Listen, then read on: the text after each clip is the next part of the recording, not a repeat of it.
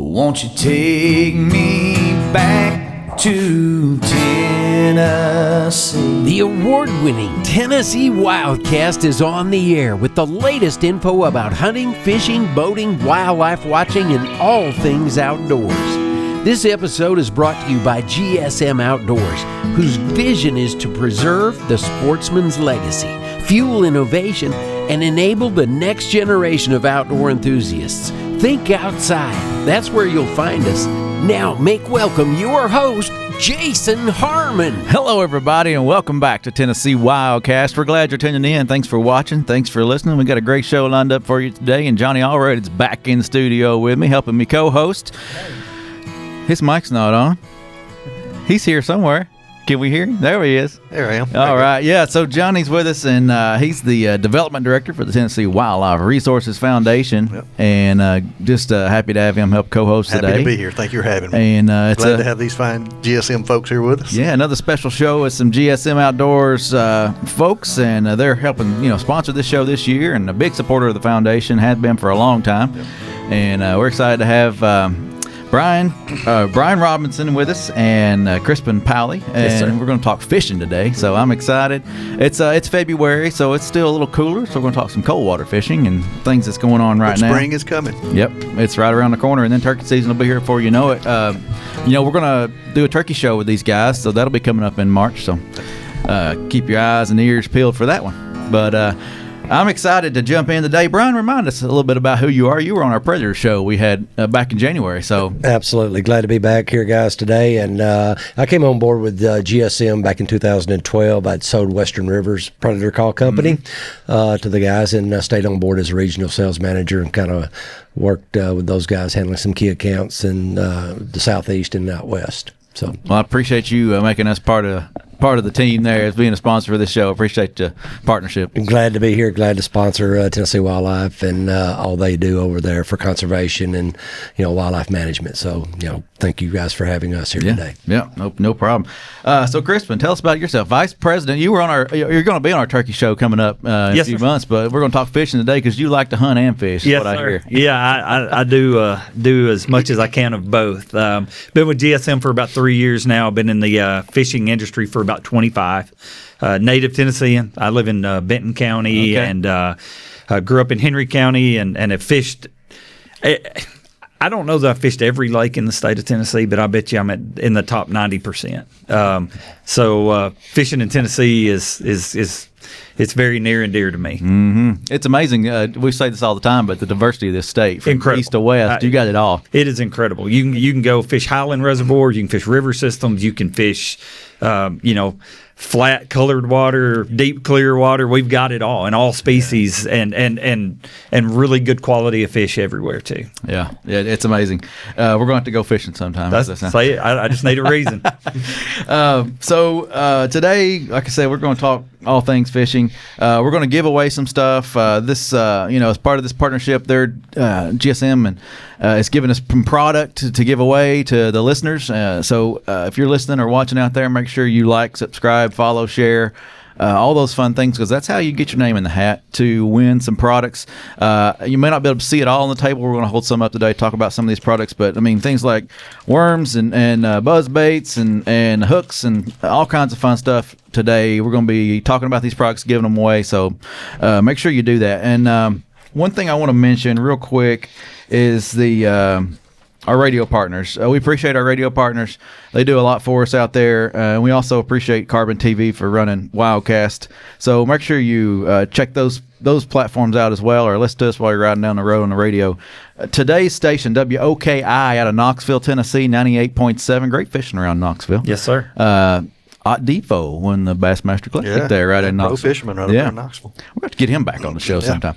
WOKI in Knoxville, 98.7. They run WildCast at 1:30 p.m. on Saturday. So a little bit later in the day, but great time slot to check out WildCast there in Knoxville on Saturdays. All right, so let's dive into to fishing here in Tennessee. We're going to mainly focus on the cold water time of year, February right now. And I don't really know where to jump. How would you jump in? I mean, if you pretty simple to me. It's actually, in my opinion, one of the best times of the year to fish. You don't have a ton of the crowds on the water. Okay. I would emphasize extreme boater safety in this cold water. You can get in a bind in a hurry when the water's cold, but if you are smart and you're willing to brave the elements a little bit, I think you can experience some of the best fishing you'll find all year. Typically this time of year, the fish are, they go through a cycle every year, and we're at the point of time in that cycle now where they're eating. Okay. I mean, they've just come out of a very lethargic stage. Mm-hmm. The water's starting to creep back up. I would tell anybody listening, if you can find 3 consecutive days of a warming trend, you better get out there. Yeah. Because it's magic. Well, it's late February, so we're starting moving into March. It's going to start warming. Yep. You're going to get those times. So you'll get, especially here. It seems like it's warmer more than it ever has been. And if you don't like the weather in Tennessee, just wait till tomorrow. That's right. It's going to change, and then you can fish a whole new way tomorrow. Yeah. But this time of year, I typically catch my biggest fish of the year every year, either in February or March. Okay. I could probably go back and document that. And the thing is, it's kind of however you want to do it. Mm-hmm. There's days where you can fish pretty fast, cover a lot of water. There's days where, this is an area that I traditionally catch them in this time of year. All of the conditions are right. I can kind of sit down, not move around a lot, and just kind of soak there and have a shot to catch a real big fish. So yeah. Well, I'm sure you're fishing out of a boat probably, but even people who like to fish off the bank can have success this time of year, right? Yeah, they're a lot of times this time of year, fish are getting closer and closer to the shoreline, especially a lot of times that's your warmest water. Mm-hmm. If you've got a rock base, specifically some dark flat rock that'll absorb heat, banks, my wife always goes, you've got this new boat, you go out and throw towards the bank. I don't get it, but this time of year from the bank, you can be very successful and multiple species of fish. I primarily bass fish, but I love to crappie fish. This time of year, you're kind of getting on the back end of sauger, which can be a lot of fun and really good to eat. Catfish are really starting to bite anywhere that you've got especially if you've got any warm water influence. It's just a good time of year to catch a bunch of fish. Yeah. One thing I want to mention though, just the safety part you brought up earlier. That's one thing that we're trying to stress here at the agency. Wear your life jacket. Be safe out there on your boat. Don't fish too close to those dams. We recently did a scenario to show folks what can happen if a boat goes through or over, or gets caught up in that current below or goes over a dam. So just stay away from those and make sure you got your equipment up and running. And nothing's worth that. Yeah. What no fish is worth what fishing day is worth that. No. So I appreciate you bringing that up. And then another thing, I've caught my biggest fish off the bank. It was spring. I was in college. I was fishing off the bank, and 6-pound bass come out of there. So you never know. There's been a lot of days I'd love to have one of those in a boat. I promise. You do. You never know. And the thing about fishing, I mean, it's limitless. You can go almost anywhere and fish almost any way, and you don't have to have a $100,000 bass boat. I mean, I've got my funny story. I've grown up in this industry. I run a new boat every year. My son could not care any less about going in a boat. He loves to pond fish. Loves it, and it's kind of renewed that within me now. It's a lot of fun to go with him. He gets on Google Earth and finds ponds and goes and knocks on the door and asks for permission. And wow. It's fun. So there's really not very many boundaries in fishing unless you make them. One of the things you just pointed on is like getting your son out and fishing, like TWRA does their fishing rodeos. Yep. Yeah. And bringing along. Every summer, free fishing day. We That's do right. it. A lot of kids get to go fishing. So introducing them to the sport. So it's awesome. The funny story, I grew up in a household where no one hunted or fished. My parents didn't hunt or fish at all. Never have. And if it weren't for, I had an uncle who took me. I had friends, schoolmates whose parents, they were outdoorsmen, and they would let me tag along, and I've made a career out of it. So that's awesome. I think it's our responsibility to share it with people. Absolutely. I always take a kid hunting. Yep. Or fishing. Sure. Yeah. Recruit, retain, and reactivate, right? Right. R3, every state's looking into it. So Right. Yep. Well, let's talk a little bit about the products. What kind of rods are we going to be looking at when we're talking about GSM products? Yeah, we own a couple rod brands, and let me give you just a really brief summary of the GSM Fishing division. Sure. It's about 3 years old. Yamamoto Baits was our first purchase. It was the perfect brand to get into the fishing category with. And what we've done is gone out and sought these brands. We've got 16 now. I call them legacy brands. Yeah, they're legacy brands. And you know what? Most of the time, you take a Gary Yamamoto had just reached the pinnacle of soft plastic production, the most premium bait ever. Gary had a successful business, and he was ready to ride off into the sunset. We said, you know what, Gary? We value your company. We value your technology, your innovation. We believe we can take it somewhere else. And he passed the torch to us as Bill Lewis with the rattle trap. I'm going to stop you on that. Out of Yamamoto, which you said he thought he had tapped the market, how many products have you introduced under Yamamoto in the last 3 years? 21 new designs. There you go. Yeah. I mean, that's what GSM does to companies. We bring innovation. Yeah, and that's a good point. I mean, you don't see us buy a brand and just kind of ride it until it goes away. We are good stewards of those brands. You know, I'm very passionate about this, and I don't want to take a Bill Lewis with the legendary rattle trap and be the company that rode it into the ground. That's an iconic crankbait. It is iconic, absolutely. Iconic. Everybody's got one of those. And we've kind of found our little niche of buying those brands with the Senko and the rattle trap, that are iconic products. And so, we've got a couple rod brands that you mentioned. We bought Dobbins rods from Gary Dobbins, Texas company. We bought Phoenix rods out of California. It's got a lot of West Coast influence. And we make, about any kind of Phoenix has just about every species: trout, panfish. I got you. Yeah. Offshore. Yeah, a lot of saltwater rods. Dobbins is primarily bass and crappie, but yeah, I mean, really high quality products. And like I said, we've got CUDA tools. You really need a pair of pliers and scissors and line cutters and things of that nature. So we've put together a portfolio that really complements itself. And you've seen a lot of growth, I guess, in the first 3 years. Yeah, we've been very blessed to.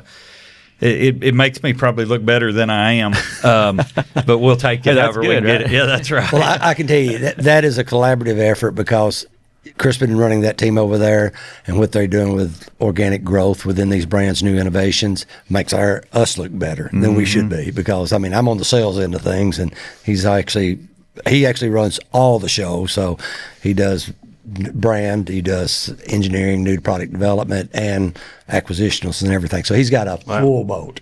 Yeah, that's awesome.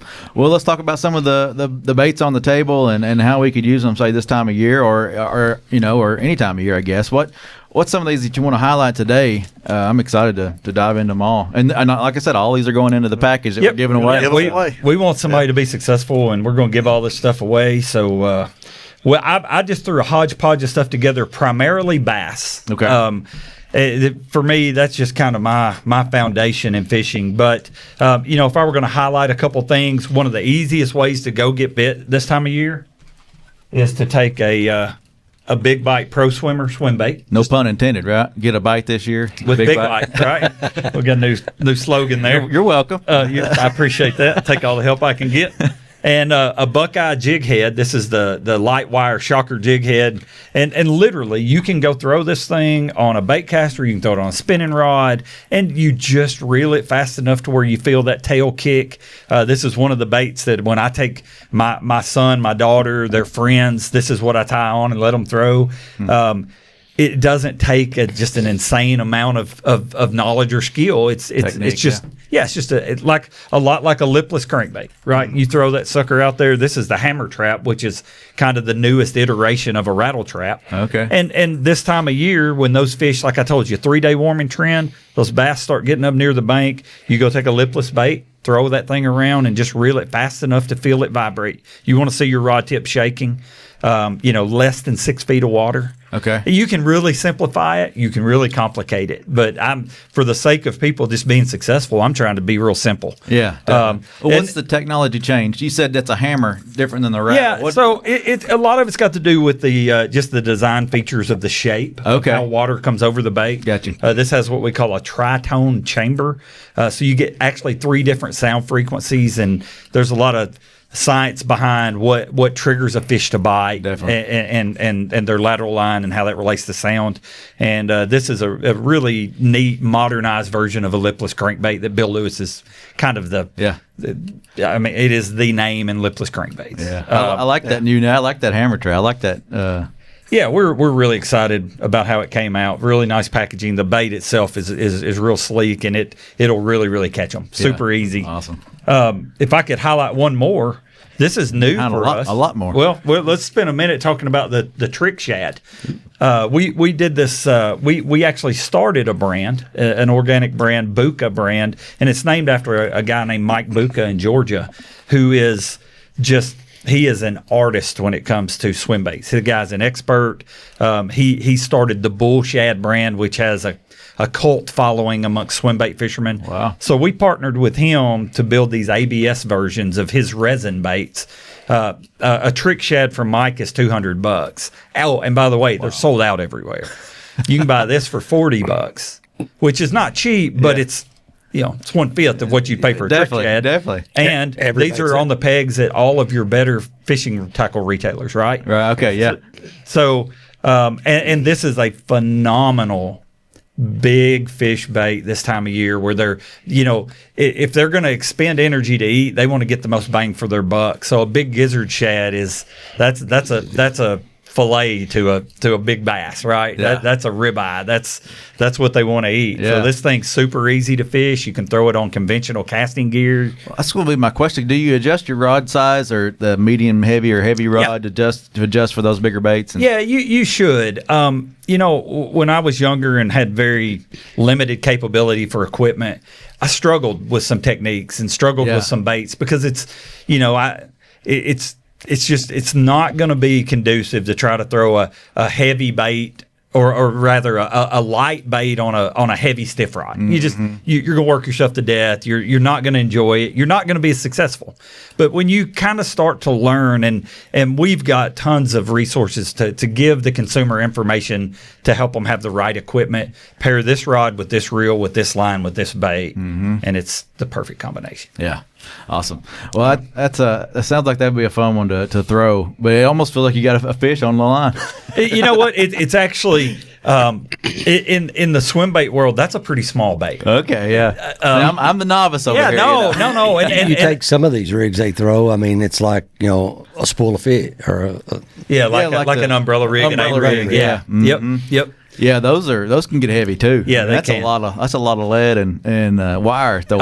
Back years ago, before everything has kind of gotten more refined and restrictions, which it needs to. You got to have parameters and guardrails. But sure. I remember we'd take 3 or 4 A rigs and hook them together, and it looked like a whole cloud of bait fish coming through the water. But I mean, that's where innovation comes from. That's the thing about fishing that's fun is you can alter any of these to your personal preference. And I've got buddies that'll, he'll take that swim jig right there and paint the eyes red, and he just believes that they always bite it better with a red eye. Yeah, or a red hook. Yeah, right. People, the trailer, things like that. Yeah. So we touched on Buckeye. I guess we did with the hooks, but Buckeye, you got Buckeye lures with buzz baits and other jigs and things here. Yeah, Buckeye is kind of our wire bait brand. So okay. Jig heads, jigs, spinner baits, buzz baits. That's going to be Buckeye.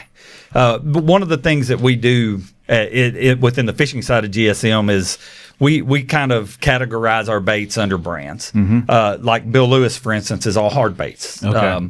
Buka's all swim baits, and Gotcha. Robo Worm is all finesse worms, and Yamamoto's soft plastic. So Gotcha.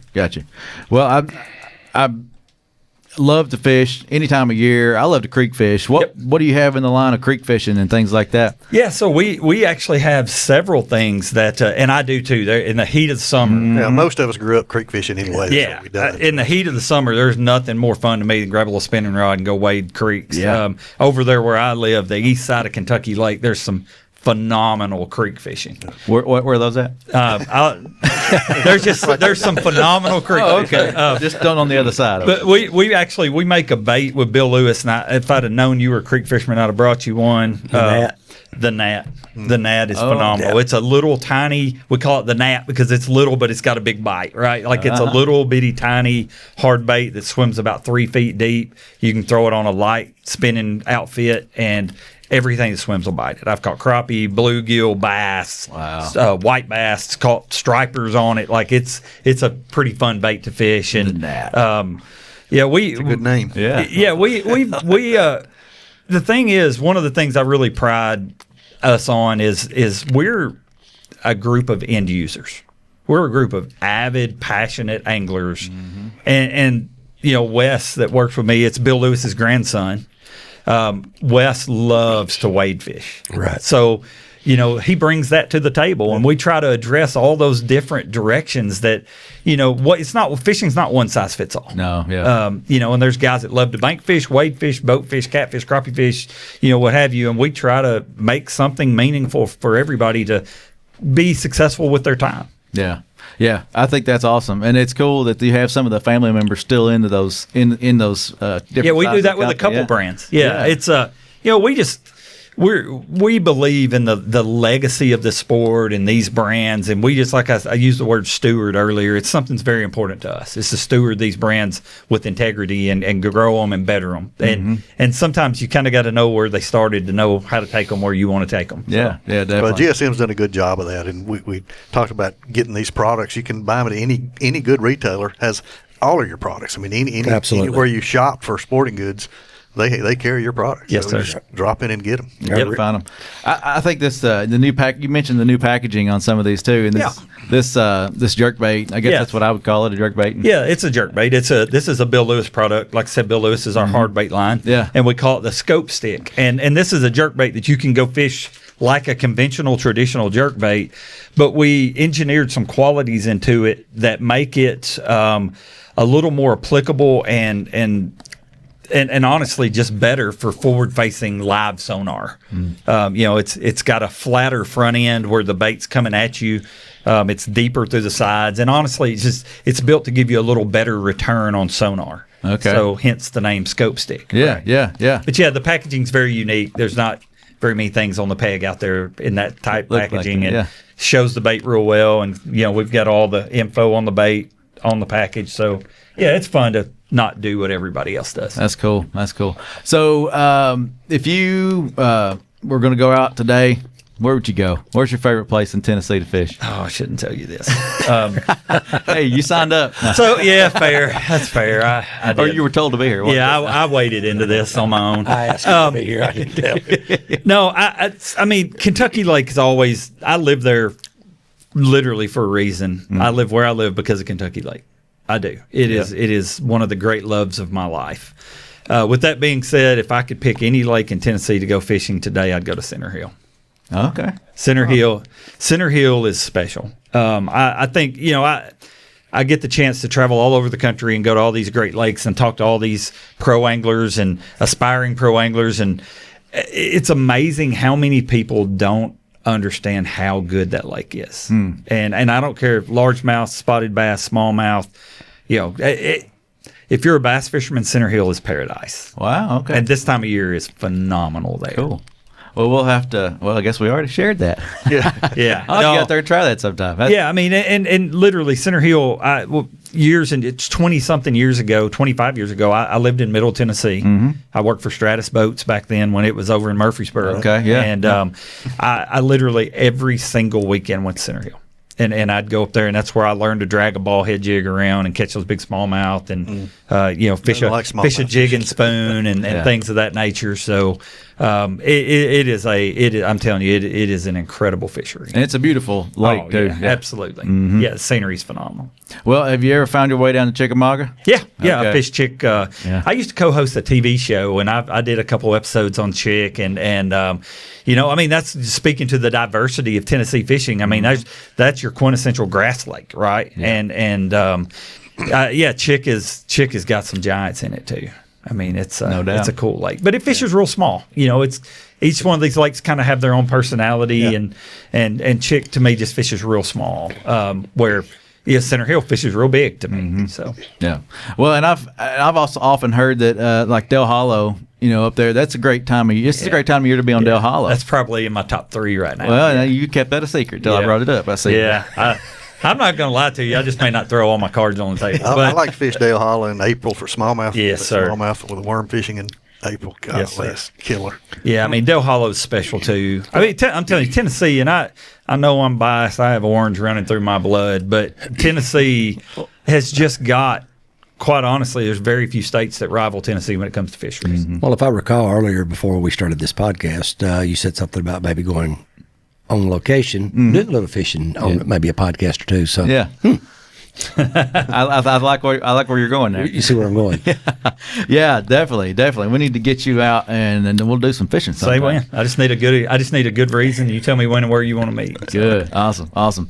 Well, yeah, I've enjoyed this conversation, and let's touch on a few more baits before we close out here. Yeah. We got a frog here. Yep. This is a new brand that we started. Also, we worked with a guy named Fred Rambanis, who's widely noted as one of the greatest frog fishermen that's ever lived. This is his design. It's called the Boom Boom. This is the pop-in version, the pop-in frog. But the Frog Factory is the name of the brand. That was Kristen's brainchild, and the fact that we've bought other companies too, like Boom Boom, Right. and we actually kind of consolidated them all under the Frog Factory now. Yeah, we wanted to make something fun and fresh and new, and it's got a kind of a youthful feel to it, and but it's got some really time-tested products that we rolled up under that brand. So there's nothing much more fun than catching them on a topwater frog. Yeah. So that's a fun brand. And then Steel Shad. This was one of our first acquisitions. This was actually a small company that I had fallen in love with their product, and it's pretty much a blade bait. Very versatile. You can reel it like a lipless bait, like a rattle trap. Yep. But where it really excels to me is fall and really late winter, where the fish are really keying on bait, and it's a great bait fish profile, real easy to fish. So it's a couple of our brands, but. Yeah, man, you like to fish. We've probably got something that'll help you achieve your goal. Yeah, definitely. Go to gsmoutdoors.com, scroll to our brands. Yep. You can see what all's offered. You can find all these products in your major retailers, like a Bass Pro or Academy, things like that. You can find these products, so go check them out, try them out, and then, like we said, subscribe, like, share, comment. Engage with this show and make sure you follow the instructions in the comments below so you can get your name in the hat for this box of awesome baits and goodies. So appreciate you guys. Thank you guys. Again, this is great. It's a great partnership. Appreciate your support of the foundation, the agency, and now WildCast. It's just it's awesome. Yeah, it's good partnership. We do appreciate you. Yeah. Well, this is Tennessee WildCast. Get out there, go fishing, go hunting, have a good time, and we'll see you next time.